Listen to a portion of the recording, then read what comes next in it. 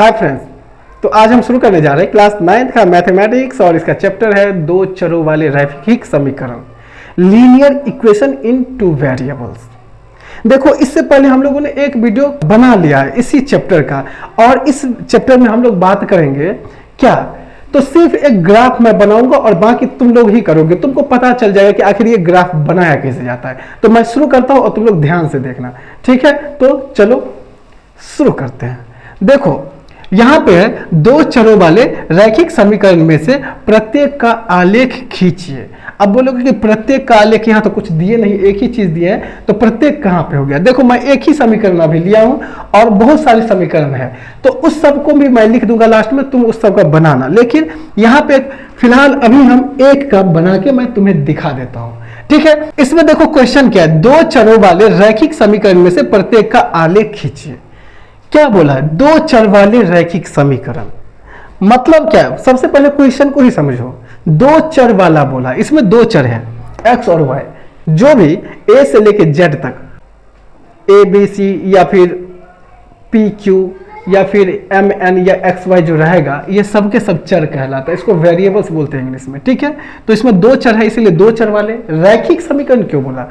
क्योंकि इसमें देखो पावर नहीं है ना, power 1 X square Y square ऐसा है नहीं है ना, इसका मतलब एक है, तो इसीलिए इसको रैखिक समीकरण बोलते हैं। जिसमें दो होता है पावर, जैसे x का पावर 2 एक्स स्क्वायर, तो उसको बोलते हैं द्विघात समीकरण। जिसमें पावर 3 होता है उसको बोलते हैं त्रिघात समीकरण, ठीक है?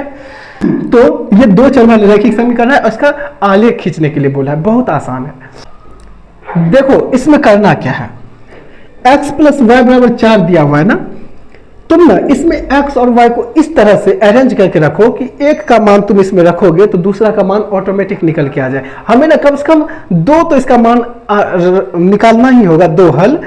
हम लोग चार हल पहले निकाल लेते हैं, ठीक है? तुम लोग दो हल भी निकालोगे तो चलेगा, हम लोग चार हल निकालते हैं। देखो कैसे, x प्लस वाई बराबर 4 क्या है?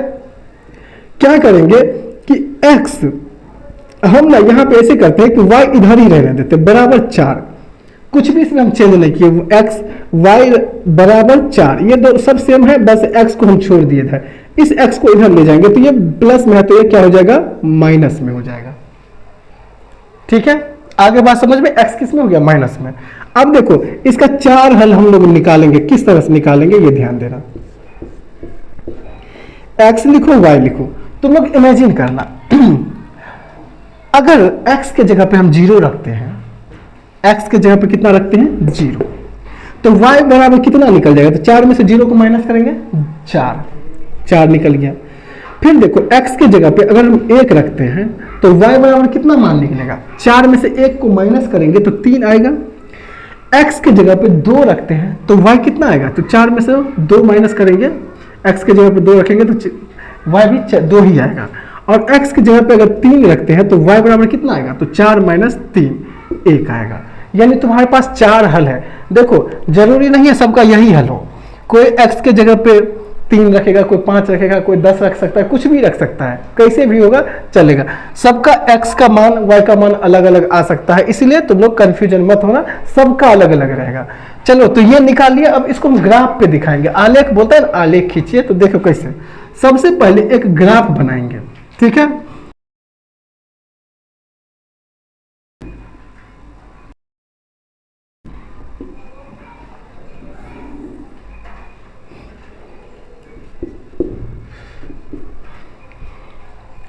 एक चीज ध्यान देना, ये जो हम लाइन खींचे, तुम लोग ग्राफ वाले पेज पे इसको बनाओगे तो इस तरह से तुम लोग लाइन खींचोगे। ये वाला जो लाइन होगा इसको x बोलेंगे, x अक्ष बोलते हैं, और इसको y अक्ष बोलते हैं। तो x अक्ष में इस तरफ वाला जो होता है ये प्लस में होता है और इधर वाला माइनस में होता है, इसलिए यहाँ पे एक डैश दे दिए।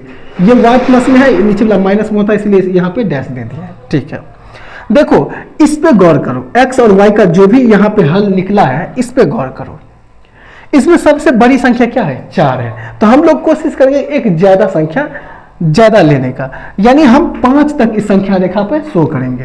तो चलो, 1 2 3 4 5, 1 2 3 4 5, 1 2 3 4 5, 1 2 3 4 5, यानी यहां पे लिखना भी है 1 2 3 4 5, 1 2 3 4 5, 1 2 3 4 5, 1 2 3 4 5।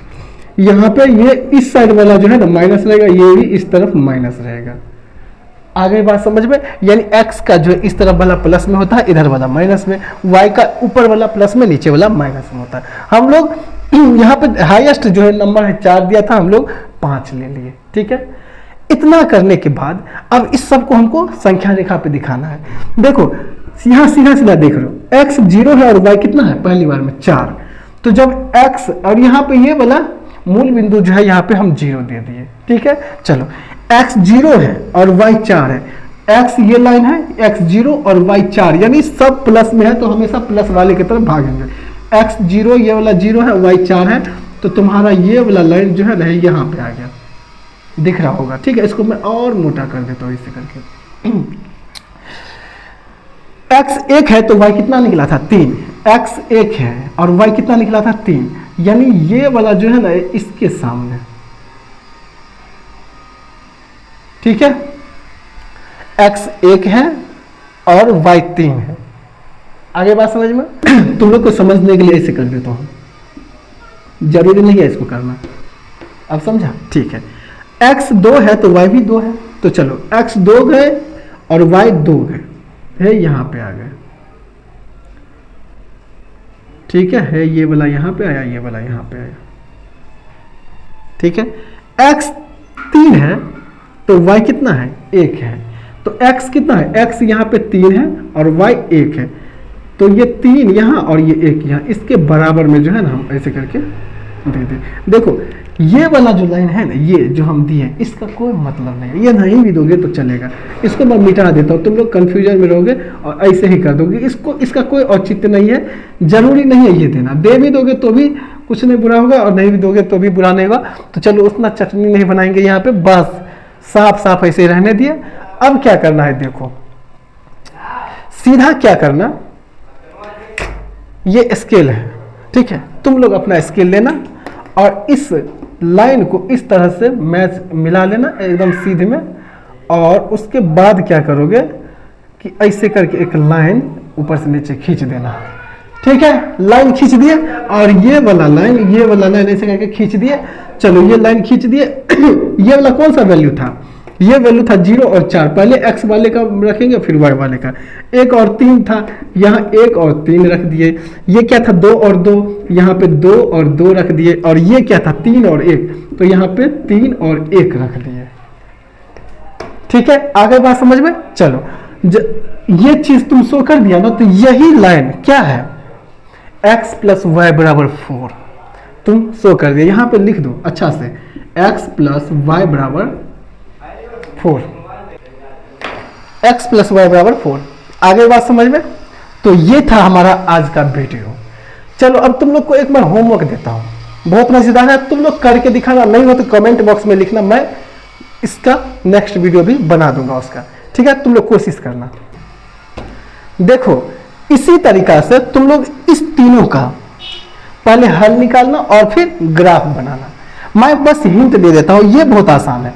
इसको जो इस तरह से करोगे तो इसको क्या करना, x को इधर ही रहने देना और ये y को उधर भेज देना। तो ये y उधर भेजोगे तो यहाँ पे क्या हो जाएगा 2 प्लस y, क्योंकि प्लस वाला है उधर, माइनस वाला है उधर जाएगा तो प्लस हो जाएगा। अब x का जो मान निकालोगे कैसे, y का मान अगर 1 रखोगे तो 2 और 1 3 हो जाएगा।